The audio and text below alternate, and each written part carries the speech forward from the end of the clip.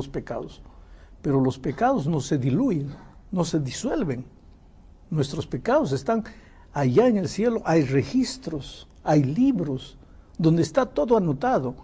¿Por qué? Porque va a haber un juicio, y para haber un juicio, donde se va a ver si aceptamos o rechazamos, tiene que haber un registro. Pastor, ¿hay un santuario en el cielo por causa de nuestros pecados? ¿Ese es el propósito del santuario? No, hay un santuario en el cielo porque Dios, el Dios que está fuera del tiempo y del espacio, quiso entrar en contacto con el hombre sujeto al tiempo y al espacio. Pero siempre hubo ese santuario. Por eso hay un santuario. En algún momento de la eternidad, Dios construyó ese santuario ahí en el cielo.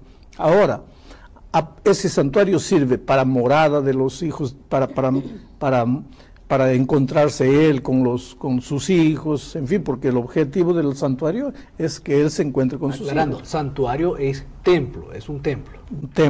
Un templo con 3 compartimientos, en fin.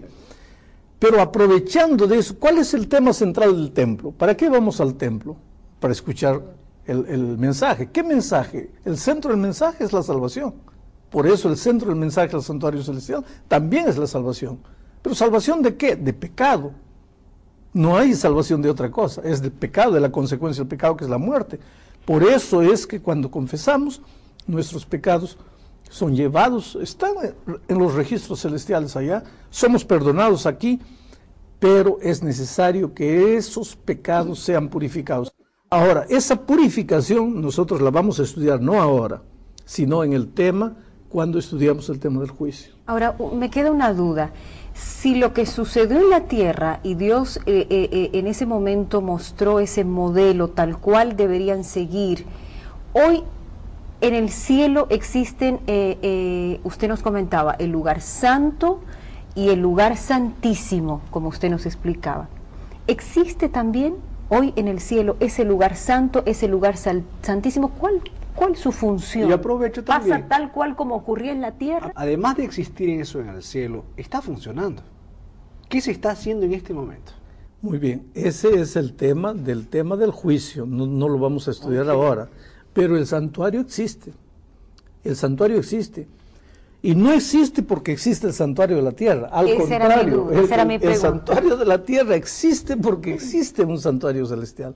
Ahora, ¿de qué tiene que ser purificado el cielo? Aquí lo dice, Hebreos 9, 23 dice, fue pues necesario que las figuras de las cosas celestiales fuesen purificadas así ¿con qué?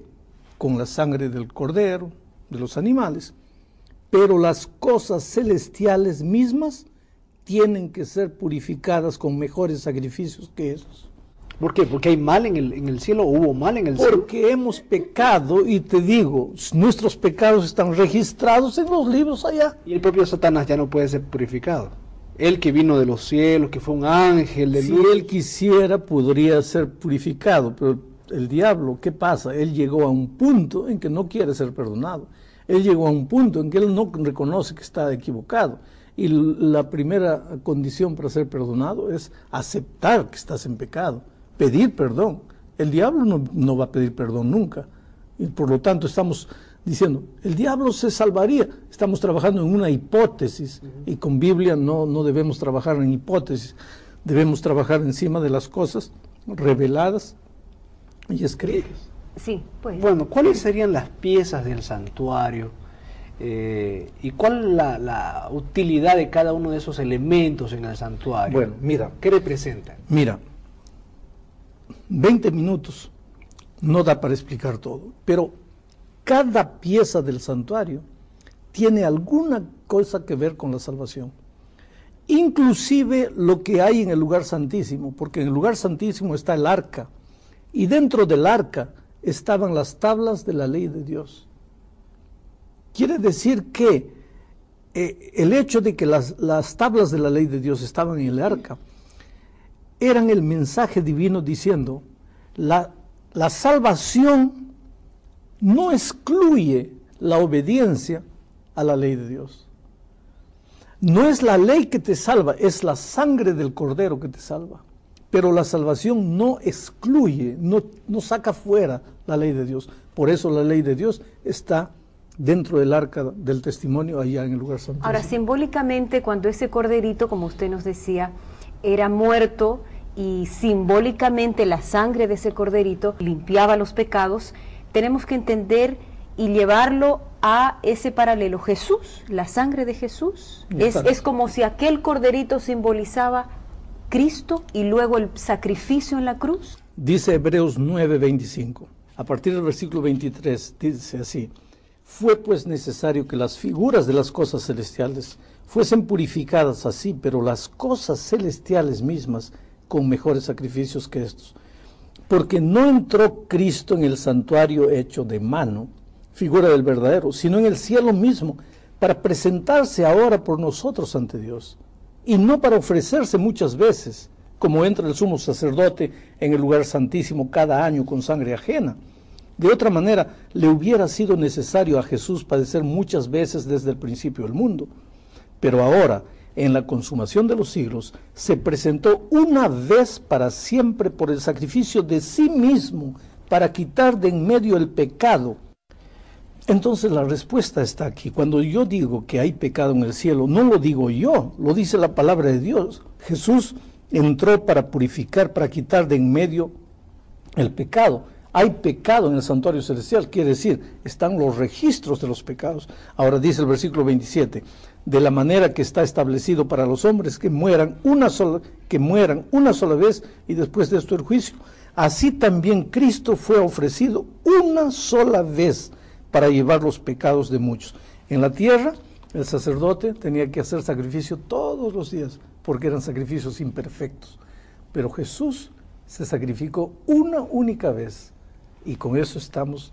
Y ahí cuando sucedió el sacrificio de Cristo, entonces ya no se realizaron más aquellos rituales. Ahí está, tú entraste a un punto interesantísimo. Mira, toda la ceremonia de Israel, de los símbolos, del corderito, de los muebles, todo eso tenía sentido antes que Cristo viniese a este mundo, porque todo esto era sombra, todo esto era figura, era ilustración para que el pueblo de Israel entendiese lo que pasaría en la cruz del Calvario. Pero cuando Jesús vino a este mundo, ya no tenía más sentido, por eso todas las leyes ceremoniales desaparecieron. Por eso ya no ofrecemos más sacrificios, por eso ya no sacrificamos corderitos, porque el Cordero de Dios ya entregó su vida por nosotros en la cruz del Calvario. Usted dijo al comienzo así, el santuario es un tema poco conocido. ¿Por qué es poco conocido por el mundo? ¿Por qué la gente no le da la importancia que se merece? Porque todo esto que estamos hablando es muy interesante. Pero nadie le da mucha importancia. Tal vez porque el enemigo de Dios no quiere que entendamos el plan maravilloso de la salvación. Porque el enemigo piensa que basta decir, estoy perdonado, ya estoy perdonado. Pero cuando vemos el tema del santuario, vemos que el perdón divino es mucho más complejo que decir, estoy perdonado, ¿no? Porque yo confesé mi pecado, pedí perdón a Dios, pero hay un abogado mío allá en el cielo intercediendo por mí, ofreciendo su sangre delante del Padre. Y yo tengo que aplicar, quiere decir, yo tengo que tomar una decisión personal. Entonces, pastor, déjeme entender. Aquel cordero simbolizaría a Cristo. Aquel sacerdote también simbolizaría a Cristo. Cristo es nuestro sustituto, el cordero. Sí. Cristo es nuestro sacerdote. Cristo es nuestro abogado. Y de cierta manera Cristo es nuestro juez. Entonces Él cumple las tres Él funciones. cumple todas las funciones. Él es nuestro Redentor, nuestro Salvador, en todos los sentidos.